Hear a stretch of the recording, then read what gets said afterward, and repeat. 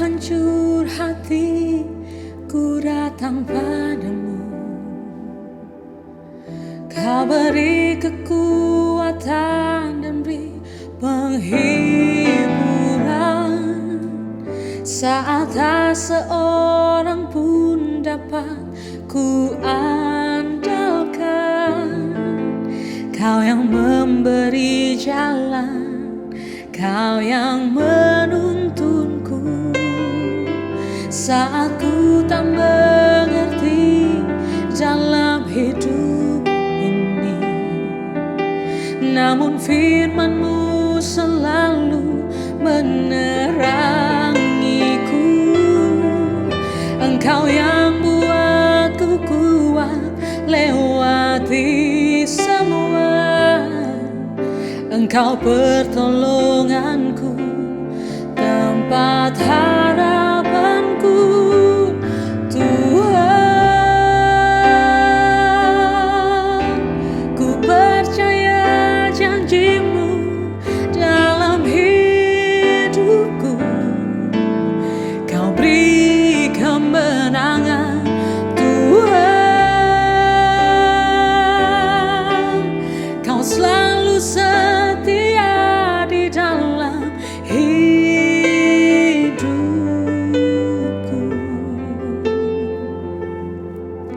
Kau berharga bagiku, Kaulah jaminanku dalam hidupku.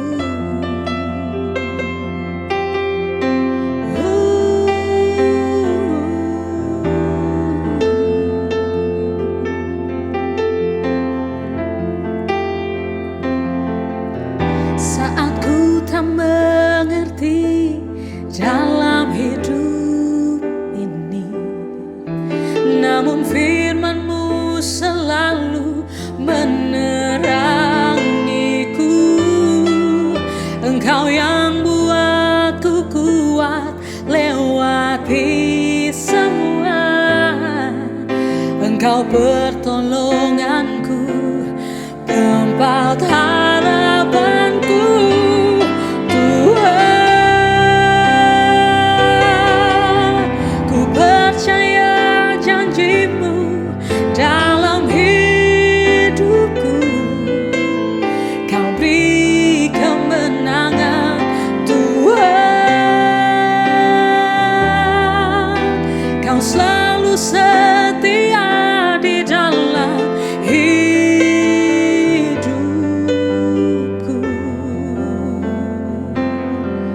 Kau berharga bagiku, Kaulah jaminanku dalam hidupku.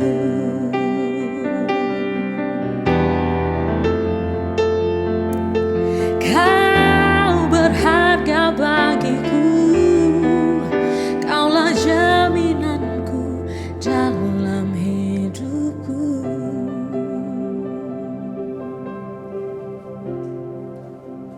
Hari ini kita kembali beribadah, walaupun bukan tatap muka, kita beribadah tatap layar.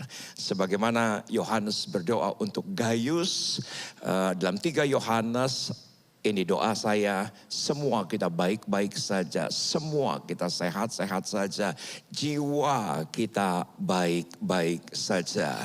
Namun mungkin ada di antara Anda yang berkata bahwa, Pak Pendeta, keadaan saya tidak terlalu baik, saya baru kehilangan orang yang saya kasih. Pak Pendeta, situasi hati saya tidak terlalu baik, karena saya baru saja mendapatkan hasil bahwa saya harus isolasi mandiri. Situasi saya sedang turun.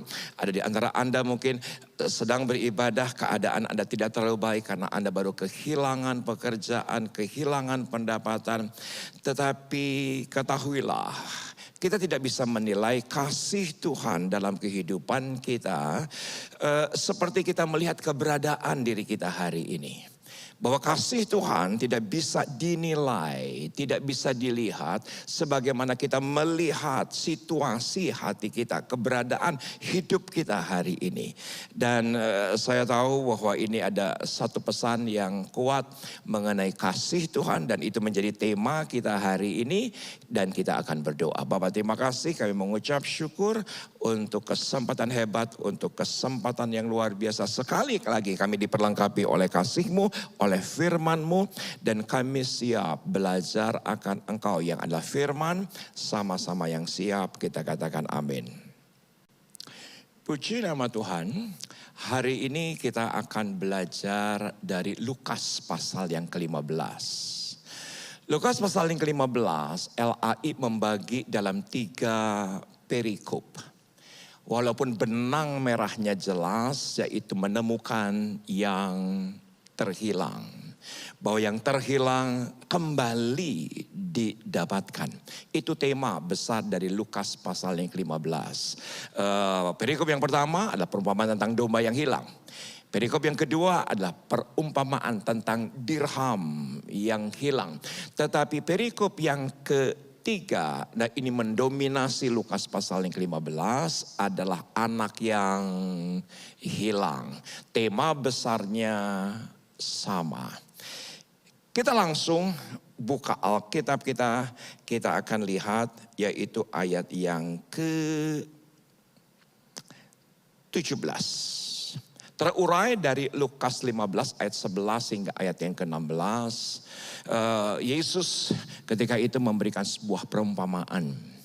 Bahwa ada seorang anak bungsu yang ayahnya masih hidup. Tetapi dia meminta warisan. Dan semua kita mengerti kelanjutan setelah anak bungsu itu mendapatkan warisan. Dia pergi, dia berfoya-foya, dia habiskan.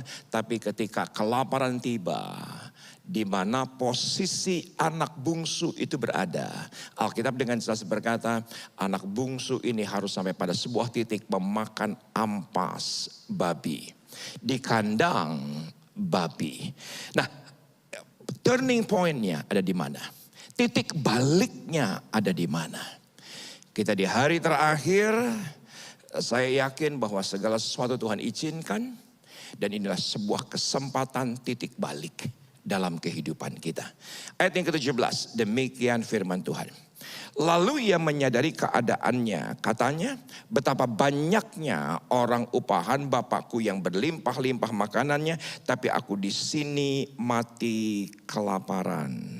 Aku akan bangkit dan pergi kepada Bapakku dan berkata kepadanya, Bapa, aku telah berdosa terhadap sorga dan terhadap Bapa. Aku tidak layak lagi disebutkan anak Bapa. Jadikanlah aku sebagai salah seorang upahan Bapa. Posisi ketika 3 ayat ini dikatakan oleh si bungsu, saudaraku, posisinya ada di kandang babi. Yang tentunya setiap perkataan dari 3 ayat tadi bukan disampaikan si anak bungsu kepada pengurus kandang babi. Bahkan pastinya bukan kepada babi. Tetapi yang ia katakan, ini dia sedang berkata-kata dengan dirinya sendiri. Nah, inilah self-counseling. Inilah self-restoration. Inilah self-revival. Inilah self-breakthrough. Ternyata saudaraku, pemulihan, terobosan, kemenangan, kesembuhan bahkan itu dimulai dari dalam diri kita sendiri. Karena saya selalu berkata bahwa Tuhan kita bukan Tuhan yang jauh. Walaupun ada yang berkata Tuhan kita sejauh doa. Tapi saya beranikan diri berkata bahwa justru Tuhan kita sedekat doa kita. Damai sejahtera itu sedekat nafas kita. Kenapa? Karena Tuhan kita bukan ada di sana, tapi di sini. Tuhan kita bukan ada di tahta, betul demikian adanya. Tapi lebih daripada segalanya, oleh karena perjanjian baru, oleh karena anugerahnya, Tuhan kita ada di sini. Ketika kita sedang berkata-kata dengan diri kita sendiri, sesungguhnya self healing sedang terjadi. Sesungguhnya self restoration terjadi. Sesungguhnya self revival sedang terjadi. Karena apa saja yang kita katakan, Alkitab dengan jelas berkata, satu kali kelak harus dipertanggungjawabkan di hadapan Tuhan. Dan biarlah apa saja yang kita katakan itu yang membangun. Apa saja yang kita katakan itu yang menguatkan imunitas. Apa saja yang kita katakan itu yang memberikan kepada kita pengharapan. Karena ketika kita berkata kepada diri kita sendiri, sesuatu terjadi. Masih ingat ketika itu Tuhan Yesus sedang menuju ke rumah Yairus, Alkitab dengan jelas berkata, ternyata di antara rombongan besar tersebut ada seorang wanita, tradisi menyebutkan namanya adalah Veronica, berkata dalam hatinya, asalku jamah saja aku sembuh. Saudaraku, Alkitab dengan jelas berkata, ia sedang berkata dalam hatinya. Dalam istilah umum ini disebutkan sebagai self-talk. Ternyata seseorang berbicara dengan dirinya sendiri dalam satu hari diteliti, itu minimal 20.000 kali.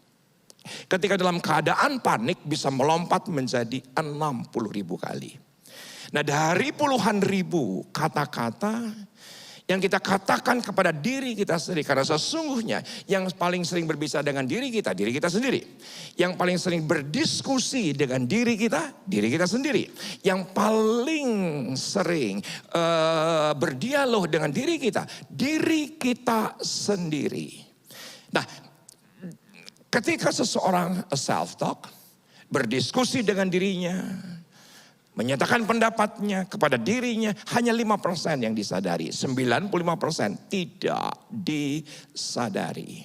Nah, ternyata penelitian mengatakan dari puluhan ribu seseorang berkata-kata dengan dirinya sendiri, hanya 20% yang konstruktif, 20% yang membangun, 20% yang menguatkan, sedangkan 80% dari sekian puluh ribu kata-kata kepada dirinya itu destruktif. 80% menghancurkan, 80% menghina, 80% negatif. Saya berdoa agar setiap kata yang keluar dari hati kita sendiri, bukan hanya sekedar verbal tapi juga non-verbal, itu yang membangun.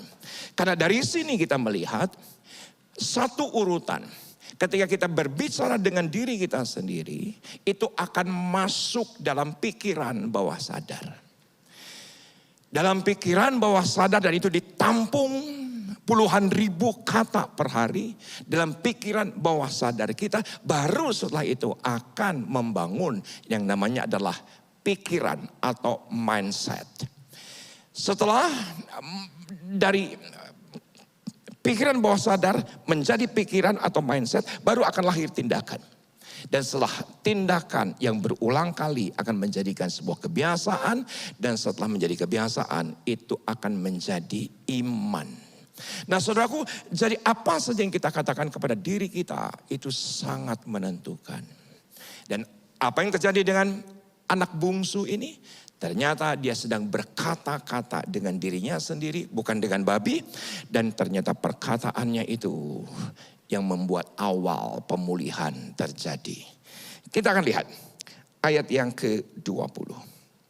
Maka bangkitlah ia dan pergi kepada bapaknya. Ketika ia masih jauh, ayahnya telah melihatnya. Lalu tergeraklah hatinya oleh belas kasihan. Ayahnya itu berlari mendapatkan dia, lalu merangkul dan mencium dia. Yang saya suka dari ayat ini yaitu adalah Bapa berlari. Ternyata yang berlari itu bukan anaknya. Yang berlari itu adalah Bapa.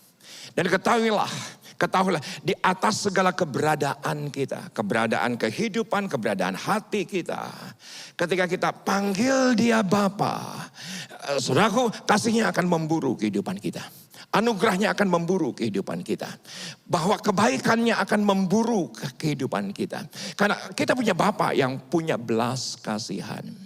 Ketika kita, iya aku berbalik, iya aku kembali, ya aku pulang. Saudaraku, kata penting, pulang. Yaitu Bapa dari kejauhan sudah melihat. Dan Bapa berlari. Alkitab berkata, bukan berjalan. Ternyata yang berlari itu bukan anaknya, tapi yang berlari itu adalah Bapa. Perhatikan di sini. Saya catat bahwa kasih Bapa melebihi sudut pandang dalam pikiran dan perasaan manusia. Saudaraku, ada dua kata penting yang di hari terakhir saya terus diingatkan, yaitu kata persepsi atau perspektif. Apa itu persepsi? Persepsi itulah sudut pandang yang lahir dari stimulus-stimulus yang masuk. Pastinya seseorang dengan seseorang yang lain sudut pandangnya berbeda. Pasti berbeda karena stimulus-stimulus itu berdasarkan keadaan, berdasarkan yang didengar, berdasarkan yang dilihat. Itu adalah persepsi. Maka persepsi satu orang dengan yang lain berbeda. Sekarang kita bisa mengerti kenapa ada perbedaan. Sekarang kita bisa mengerti kenapa ada namanya demokrasi. Bahkan saya juga sekarang menjadi lebih mengerti kenapa dalam gereja pun ada perbedaan, ada denominasi, ada aliran. Tetapi kata yang kedua yaitu adalah perspektif. Apa itu perspektif? Perspektif adalah gambaran utuh. Gambaran utuh. Gambaran besar. Itu adalah perspektif. Nah, saudaraku, sudut pandang manusia satu dengan yang lain berbeda. Tapi sudut pandang Bapa itu gambarannya jelas. Kasih adanya. Karena kodrat Allah adalah kasih adanya. Nah, kasih Bapa itu melebihi sudut pandang, pikiran, perasaan manusia. Beberapa hari yang lalu ketika selesai doa pagi bersama dengan istri, kami bersiap untuk jogging. Tiba-tiba ketika kami sedang mempersiapkan segala sesuatunya, istri saya Elsa bilang begini, "Pak, kamu tahu nggak, anak kita tuh banyak loh." Saudaraku, aku tidak siap sebetulnya dengan obrolan singkat soal anak banyak. Tetapi aku bilang, emang berapa anak kita? Setahu saya 2, ya benar Esra meninggal dunia, ya benar Shalom meninggal dunia, siapa lagi?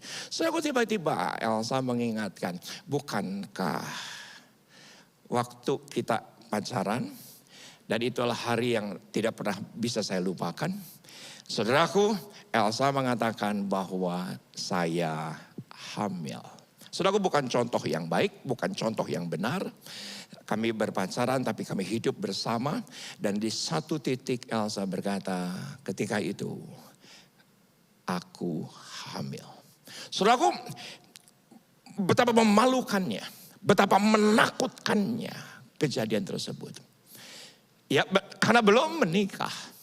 Dan saya nggak pernah bisa lupa di usia 23 kalau nggak salah ketika itu. Saya antar Elsa ke rumah sakit. Tepatnya klinik di Jakarta. Dan apa yang terjadi saya nggak pernah bisa lupa. Saya temani dia, ketemu dengan dokternya. Sekian minggu kemudian dijanjikan untuk digugurkan. Pada ketika hari digugurkan, saya tidak pernah bisa lupa pulang kantor.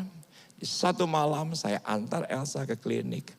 Dan saya tidak bisa melupakan wajah Elsa ketika keluar dari ruang operasi. Keberadaannya hancur. Keberadaannya sangat hancur. Dan saya pun begitu hancur. Saudaraku, trauma itu tidak bisa hilang dalam waktu mingguan. Trauma itu tidak bisa hilang dalam waktu bulanan. Trauma itu tidak bisa hilang dalam waktu tahunan. Saudaraku, trauma itu mengingat.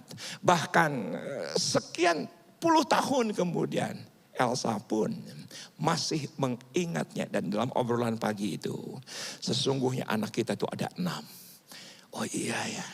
Ada satu lagi ketika kami telah menikah. Elsa hamil, tapi ternyata janinnya terkena toksoplasma. Saudaraku, itu pun digugurkan. Tapi pengguguran waktu kami berusia masih muda, itu rasa bersalahnya, rasa berdosanya, rasa tertuduhnya, rasa intimidasinya. Engkau pembunuh anak. Walaupun ya ketika itu baru gumpalan darah. Tetapi rasa itu, saudaraku, ada dalam kehidupan kami bertahun-tahun. Tapi kalau kami ada hari ini ada. Saudaraku, kasih Bapa melampaui sudut pandang manusia. Yang mana sering kali kita melihatnya hitam dan putih. Hitam dan putih. Apa itu hitam? Dosa. Apa itu putih? Pahala. Apa itu hitam? Pelanggaran. Apa itu putih? Yaitu adalah kesucian. Paradigma kita sering kali hitam dan putih. Tapi saya bersyukur kepada Tuhan Yesus. Yang dalam penebusannya semua jawaban itu ada. Ketahuilah Bapak Ibu bahwa jawaban semua yang kita butuhkan. Bukan pada saat penciptaan. Tapi jawaban dari segala yang kita butuhkan ada pada saat kematiannya. Dan itulah yang dianugerahkan Tuhan dalam kehidupan saya dan istri. Sampai hari ini kami bisa menikmati kasih Bapa setiap harinya. Kita lihat ayat yang ke-21. Kata anak itu kepadanya, Bapa, aku telah berdosa. Terhadap sorga dan terhadap Bapa, aku tidak layak lagi disebutkan anak Bapa. Saudaraku, inilah yang sering kali ketika kita mau kembali, apakah saya layak? Ketika kita mau pulang, apakah Tuhan menerima saya? Mungkin Anda tertolak, mungkin Anda terhilang. Mungkin Anda banyak hal yang hilang dalam kehidupan kita. Saudaraku, damai sejahtera sedang hilang, sukacita sedang hilang, ketenangan sedang hilang. Tetapi ketika kita kembali kepada kasih-Nya, ada keraguan. Ada keraguan. Ketahuilah, kita karena masih dalam paradigma perjanjian lama. Paradigma perjanjian lama hitam dan putih. Selalu demikian. Tetapi kita punya Tuhan bukan Tuhan yang hitam putih. Mungkin Anda teringat dengan acara televisi yang sebelum pandemi, acara ini diturunkan, tidak lagi ditayangkan karena persoalan rating. Produsernya berkata bahwa acara hitam putih agar Indonesia tahu keberadaan mana yang salah dan yang benar. Tapi menurut saya itu perjanjian lama, perjanjian baru. Tangannya terbuka, dia berlari menemui Anda. Dia berlari untuk mengasihi Anda. Dia berlari untuk memberikan berkat-Nya untuk semua kita. Ayat yang ke-22. Tetapi ayah itu berkata kepada hamba-hambanya, lekaslah bawa kemari jubah yang terbaik. Pakaikanlah itu kepadanya dan kenakanlah cincin pada jarinya dan sepatu pada kakinya. Padahal yang diminta anak bungsu itu hanyalah upahan saja. Tapi yang diberikan melebihi daripada yang diminta oleh anak yang kembali. Inilah saatnya kita kembali dan Anda akan mendapatkan hal-hal yang tidak terduga-duga. Yaitu adalah jubah pengampunan daripada Tuhan. Yaitu adalah cincin yang adalah otoritas dan kuasa dari tempat yang maha tinggi. Dan lebih daripada segalanya, perhatikan, Tuhan berikan sepatu bagi kaki kita untuk kita melangkah memberitakan Injil damai sejahtera. Untuk kita melangkah, kita beritakan kebaikan Tuhan. Kita berberitakan karya Allah di dalam kehidupan kita yang tidak pernah ada habisnya. Perhatikan ayat yang ke-23. Dan ambillah anak lembun tambun itu, sembelihlah dia dan marilah kita makan bersuka cita. Sebab anakku telah mati dan menjadi hidup kembali. Ia telah hilang dan didapat kembali, maka mulailah mereka bersuka cita. Saya berikan note di sini bahwa kasih Bapa bukan hitam putih, tapi menerima keberadaan manusia yang selalu berpikir hitam dan putih. Kita terjebak dalam pola perjanjian lama yang selalu melihat salah dan benar. Dan akhirnya kita cenderung menghakimi. Tapi kasih Tuhan menerima apa adanya keberadaan, stimulus-stimulus sudut pandang kita. Saudaraku, tetapi ada bagian Anda dan saya untuk mengubahnya. Yang destruktif, pastikan kembali konstruktif. Yang menghancurkan, pastikan kembali membangun. Kita lihat ini. Ayat yang ke-25. Tetapi anaknya yang sulung berada di ladang, dan ketika ia pulang dan dekat ke rumah, ia mendengar bunyi seruling dan nyanyian tari-tarian. Lalu ia memanggil salah seorang hamba dan bertanya kepadanya, apa arti semuanya itu? Jawab hamba itu, adikmu telah kembali dan ayahmu telah menyembelih anak lembu tambun. Karena ia mendapatkan kembali dengan sehat, maka marahlah anak sulung itu. Dan ia tidak mau masuk, lalu ayahnya keluar dan berbicara dengan dia. Ayat 29, tapi ia menjawab ayahnya, katanya, telah bertahun-tahun aku melayani Bapa dan belum pernah aku melanggar perintah Bapa.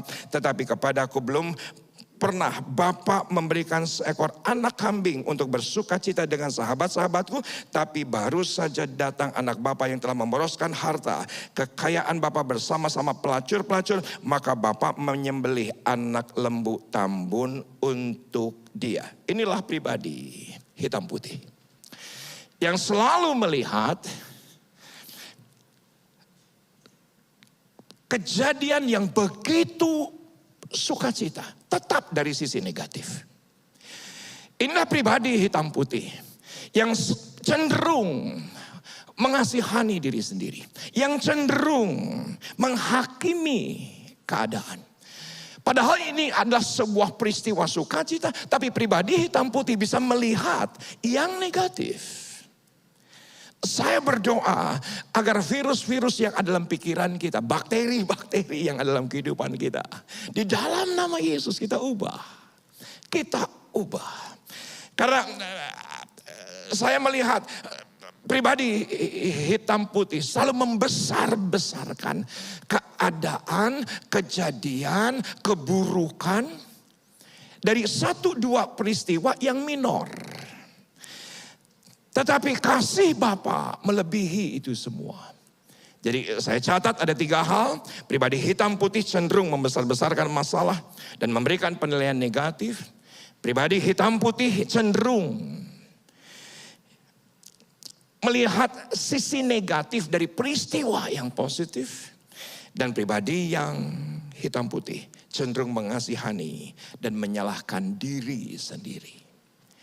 Saudaraku, 10 Juli yang lalu saya bersama dengan Keisha Sabtu pagi gogoleran teh naon, gogoleran teh tidur-tiduran pagi setelah masing-masing doa, masing-masing saat teduh kita tidur-tiduran dan Keisha bilang, "Papa, aku pilek."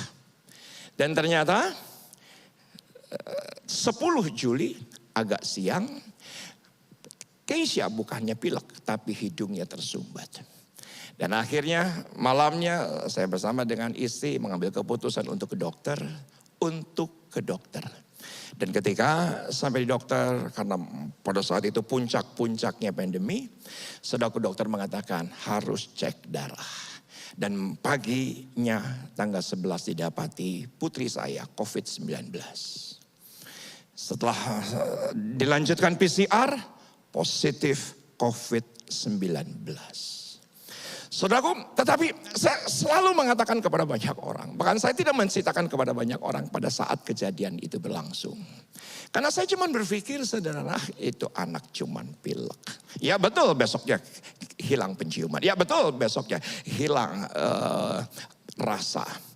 Tetapi saya tetap melihat bahwa peristiwa itu bukan dari, wah saya sedang dikutuk gitu kan. Wah saya sedang dalam pelanggaran berat begitu. Wah saya sedang dosa besar begitu. Saudara, semua Tuhan izinkan untuk mendatangkan kebaikan. Semua Tuhan izinkan untuk justru kita mengalami satu kasih Bapa yang lebih daripada segalanya. Oke, saya sudah kembali sehat, sudah kembali produktif. Tapi dari peristiwa itu saya tetap belajar bahwa saya tidak mau menjadi pribadi yang hitam putih. Karena kasih Tuhan melebihi keberadaan hitam putih dalam kehidupan kita. Saya tutup di sini. Ayat 31 dan 32. Kata ayahnya kepadanya, anakku, engkau selalu bersama-sama dengan aku dan segala kepunyaanku adalah kepunyaanmu. Kita patut bersuka cita dan bergembira karena adikmu telah mati dan menjadi hidup kembali. Ia telah hilang dan didapati kembali. Di atas semua tindakan, perasaan, pikiran yang berdosa, yang hitam putih, Tuhan sangat suka dengan pertobatan. Tuhan sangat menyukai ketika kita kembali pulang. Tuhan sangat menginginkan ketika kita berpaling dan kembali kepada Bapa. Dia sangat suka. Walaupun anaknya berkata, upahan pun jadi. Tetapi dia berikan cincin, dia berikan jubah, dia berikan sepatu, dan dia berikan pesta. Dan saya berdoa, pesta ada di setiap hidup kita hari ini. Shalom, saya percaya saudara-saudara diberkati lewat pelayanan hambanya, Pastor Riza Solihin, dengan tema kasih yang memerdekakan. Saudara yang dikasih Tuhan, kiranya saudara tetap terhubung dengan IG GBRM Ciputra, supaya saudara tahu kapan kita bisa melakukan ibadah tatap muka. Sampai saat ini kami belum melakukan ibadah tatap muka, kami masih terus mengikuti perkembangan yang ada. Tapi kami akan menginformasikan selalu lewat IG GBRM Ciputra. Kiranya saudara tetap terhubung dengan kami baik di YouTube GBRM Ciputra dan IG GBRM Ciputra. Terima kasih. Saudara tetap sehat. Saya yakin dan terus berdoa. Saudara juga diberkati dan tetap jadi berkat. Kita akan berdoa untuk firman dan kita akan juga menerima doa berkat. Mari kita tundukkan kepala kita satu dalam doa. Bapa kami yang di surga, terima kasih. Kami percaya Tuhan kasih-Mu sempurna. Kasih-Mu lah yang menyelamatkan kami. Kasih-Mu lah yang membawa kami dari satu kemenangan sampai pada kemenangan yang lain. Terima kasih Tuhan untuk kebenaran firman-Mu. Kami berdoa untuk hamba-Mu Pastor Riza Solihin, kesehatan keluarga hamba-Mu, pelayanan hamba-Mu, Tuhan Yesus memberkati. Dan terima kasih juga Tuhan, dimanapun jemaat Tuhan saat ini menyaksikan tayangan ini, semuanya diberkati dengan luar biasa. Kuasa Tuhan tidak pernah dibatasi oleh ruang dan waktu. Yang lemah dikuatkan, yang susah dihibur, yang punya masalah Tuhan berikan jalan keluar. Dan yang sakit sekalipun, apapun penyakitnya, Tuhan Yesus sembuhkan. Terima kasih Tuhan. Dan saat ini sebelum kami akhiri, kami mau menerima berkat. Arahkanlah mata hatimu dan angkatlah kedua belah tanganmu tinggi di atas kepala sekarang. Terimalah berkat-berkat yang luar biasa ini daripada Allah Bapa.